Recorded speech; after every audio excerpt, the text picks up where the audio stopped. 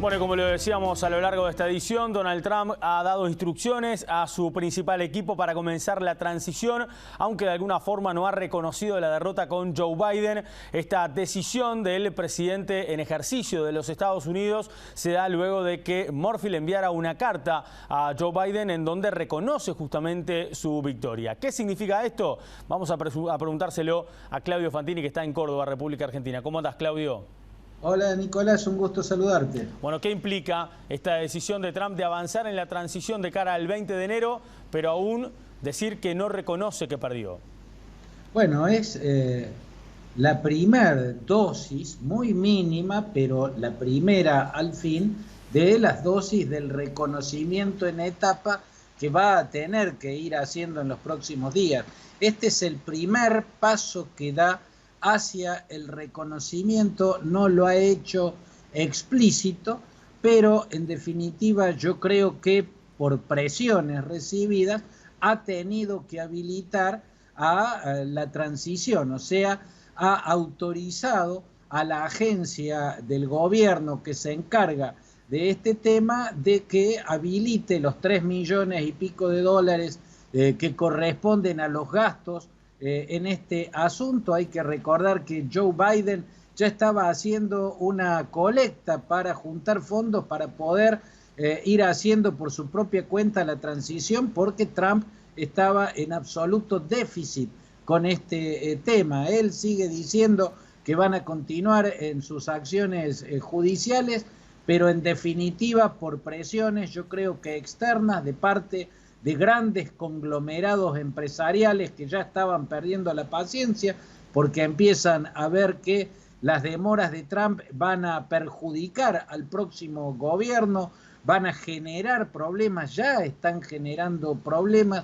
Esas son las presiones externas, sobre todo de grandes corporaciones empresariales, y presiones internas de parte de las agencias del Estado que tienen que llevar a cabo ese proceso y que van a terminar implementándolo muy mal si lo hacen cada vez en menos tiempo. O sea, no es Trump por decisión propia, sino Trump obligado por las circunstancias a una altura que ya es tardía, porque lo que ha hecho Trump con esta demora es multiplicar sus derrotas.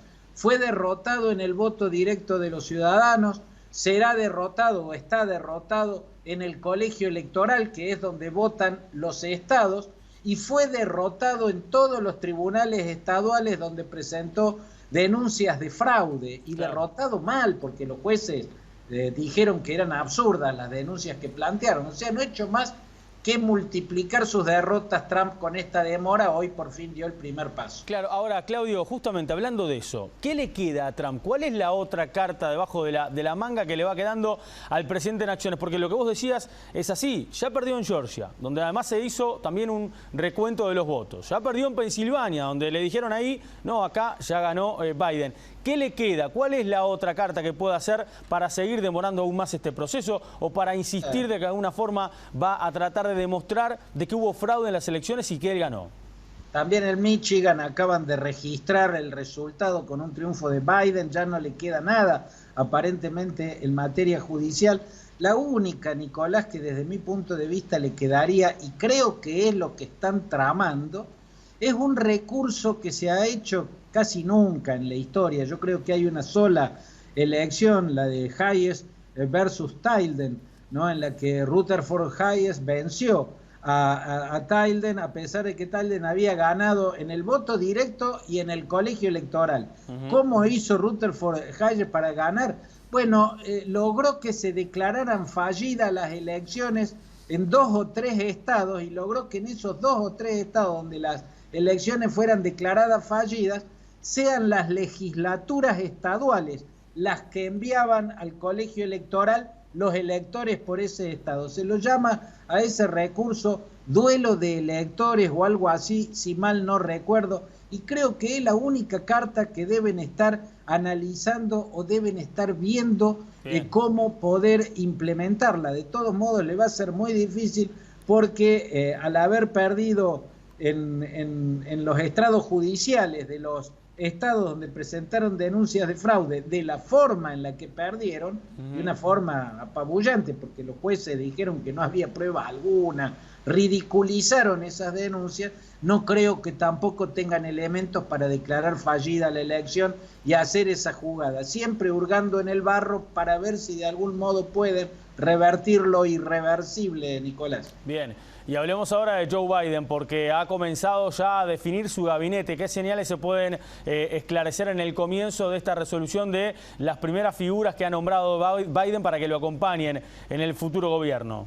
Bueno, creo que primero traza una diferencia oceánica con Trump, marca que empieza otra era, una era donde el nombramiento de John Kerry como delegado para asuntos de medio ambiente es un mensaje muy fuerte. Yo creo que hay gente más capacitada, creo que el ex vicepresidente Albert Gore tiene más diplomas en el asunto, pero la verdad es que John Kerry como secretario de Estado trabajó mucho por el Acuerdo de París y creo que va a ser el instrumento para acelerar el regreso de los Estados Unidos al Acuerdo de París sobre el cambio climático.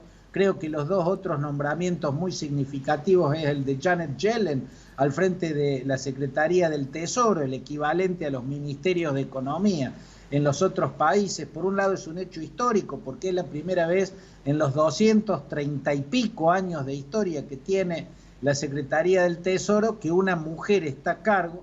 Yellen ya es una figura conocida de la economía porque ha presidido la Reserva Federal, el equivalente a los bancos centrales en otros países, pero su designación al frente del Tesoro es significativo porque revela el paso a una visión más pragmática y más proclive a no caer en las políticas de ajuste, sino más vale de incentivos al crecimiento económico. Y el otro nombramiento que tiene mucha significación es el de Antony Blinken como secretario de Estado, el equivalente a nuestros ministros del exterior.